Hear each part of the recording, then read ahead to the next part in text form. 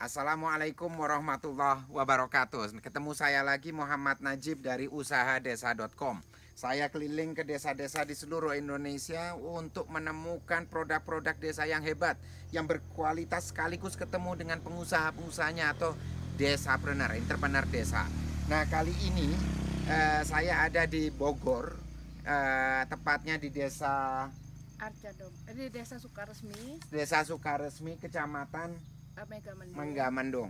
Nah, saya menemukan suatu produk yang mungkin sangat jarang ditemukan di Indonesia ini, yaitu apa ini, Bu? Bambu cendani. Bambu cendani. Jadi tidak semua ada bambu di Indonesia yang tergolong masuk kategori bambu cendani. Pembambunya. Ini dengan Ibu Saskia. Ya. Pak Ibu Saskia ini petani sekaligus pengusaha. Petani saja. Oh, petani saja. Petani saja. Petani saja. Pemilik ya hektaran lah lahannya di desa ini di Bogor. Nah, bisa dijelaskan apa? Ini pohonnya seperti apa ini, Bu? Ini jenis bambu yang monokultur. Monokultur. Jadi, ya, dia tumbuh tidak merumpun, Pak. Nyebar kemana-mana. Oke. Fungsinya yang terbaik adalah untuk interior. Dan furniture. Oke. Ya, indoor lah Pak gitu loh. Furniture dan pokoknya untuk segala yang interior ya. Jadi dia punya serat ini padat tapi fleksibel. Mungkin maju sedikit. Sehingga kalau dipanaskan bisa dibengkok-bengkokin. Bisa Pak, dibengkok. Ya. Tapi kayak rotan. Kayak rotan. Ya. Jadi nih seperti ini bambunya. Ini sangat licin ya, beda dengan bambu biasa ya? Iya, karena dia mengandung minyak, Pak. Mengandung minyak. Oke. Jadi dengan dipanaskan, minyaknya keluar sehingga kayak seperti dipernis. Oh. Seperti dipernis. Tapi memang jarang, Bu, bambu cendani ini. Masih sangat jarang, Pak. Masih sangat jarang. Ini seperti di bambu-bambu di Jepang ya? Iya. Emang asalnya Jepang, Pak. Memang asalnya Jepang. Oh, iya. Asalnya dari Jepang. Nah, pohonnya seperti apa ini, Bu? Pohonnya seperti ini, Pak. Pohonnya seperti ini, mungkin bisa dilihat. Ini monokultur, jadi dia tumbuh kemana-mana ya? Kemana-mana, Pak. Waduh, jadi bedanya, saya juga tadi berkeliling, cukup luas juga, agak capek keliling tempat lahannya Ibu. Ini Tapi mungkin kalau secara lingkungan bagus untuk menahan longsor, Pak, ini, Pak. Menahan longsor. Iya. Untuk lingkungan ya, Pak ya. Oke, ini pohonnya seperti ini. Iya. Ini apa namanya? Saya pernah lihat ada satu tas desainer itu.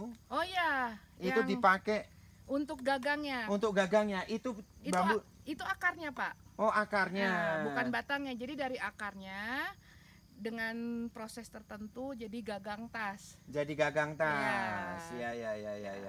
Nah, berapa ini ukurannya berapa aja kalau biasanya untuk pasar, Bu? Mulai dari setengah senti. Setengah senti? Iya, setengah senti. Oh. Sampai kebetulan kalau di kebun kami bisa sampai 5 senti, Pak. Sampai 5 senti. Setengah senti sampai 5 senti. Ya. Nah, itu biasanya yang laku yang mana tuh? Apa tergantung ukuran? Kebutuhan.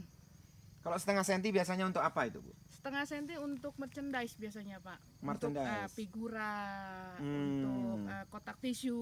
Oke. Itu biasanya. Ya. Yang besar-besar seperti ini? Furniture. Ini untuk furniture. Furniture dan interior. Interior. Ya, dalam ruangan. Ini yang seperti di kafe-kafe, hotel-hotel di Bali atau di beberapa daerah-daerah. Oh iya. Itu kalau di Bali sangat diminati, Pak, ini, Pak. Oh gitu. Bali, ya. Kebetulan orang-orang bule demennya yang seperti orang-orang bule ya, seperti saya orang bule ini ya. Bule kampung. Oke. Nah, apa namanya? Kalau mau menanam ini gampang? Menanamnya mudah, tapi bibitnya? Ya mudah, tapi butuh waktu cukup lama untuk dia ini, Pak. Karena 5 tahun pertama dia perakaran dulu. Oke. Nah, untuk bisa dipanen di atas 5 tahun. Di atas 5 tahun bisa panen. Jadi tetapi dari kondisi tanah maupun cuaca ini kan cukup dingin di sini nih. Harus dataran tinggi. Oh, harus dataran tinggi. Harus dataran tinggi. Wah. Jadi kalau misalnya ada dari beberapa teman-teman yang menonton video ini, Bu Saskia, kalau mereka memiliki tanah lahan di dataran tinggi ingin kerjasama juga untuk menanam ini bisa ya? Bisa, Bisa Pak. kerjasama pembibitan dan sebagainya, siap Bisa, ya? Pak. Iya. Wah, ini potensinya besar ya? Iya, Pak. Potensi pasarnya cukup besar, Cukup terutama besar. ekspor ya? Ekspor. Hmm. Karena kebunnya masih sedikit, kebutuhan sudah cukup banyak. Oke, Ya. oke, ya. Nah, yang dibutuhkan oleh ibu nih apa? Untuk bisa mengembangkan aset ibu yang cukup besar ini, apa yang dibutuhkan oleh ibu? Eh, Pengrajin atau pengrajin. desainer gitu ya? Iya, iya. Masih jarang itu desainer atau pengrajin khusus untuk ini. Masih jarang, Pak. Masih Hmm. jarang. Seperti kemarin saya dengar dari teman ada orderan sampai 2 juta. 2 juta. 2 juta setinggi 1 meter, Aha, katanya untuk perkebunan di sana, Pak. untuk perkebunan. Iya. Jadi berarti buat bibit. Oke, Iya. oke. Wah, Tuh. menarik sekali. Ibu Saskia hebat sekali ini. Semoga misalnya dengan video seperti ini pasar dari produk ibu ini bisa semakin luas Mudah-mudahan. dan Pak. bisa mungkin ada yang bisa kerjasama desainer atau para pengrajin dari ya yang kreatif lah. Iya, Bisa betul, Pak. untuk menghasilkan produk-produk, jadi bukan hanya ini diekspor ke luar negeri, Iya. tetapi sudah jadi produk akhir. produk olahannya seperti apa dari kan banyak desainer kita sekarang untuk tas, untuk furniture dan iya. sebagainya. Iya. Oke Bu Saskia, terima kasih banyak. Ya. Ini yang terakhir, keberatan nggak kalau kita ngomong cinta Indonesia beli dari desa?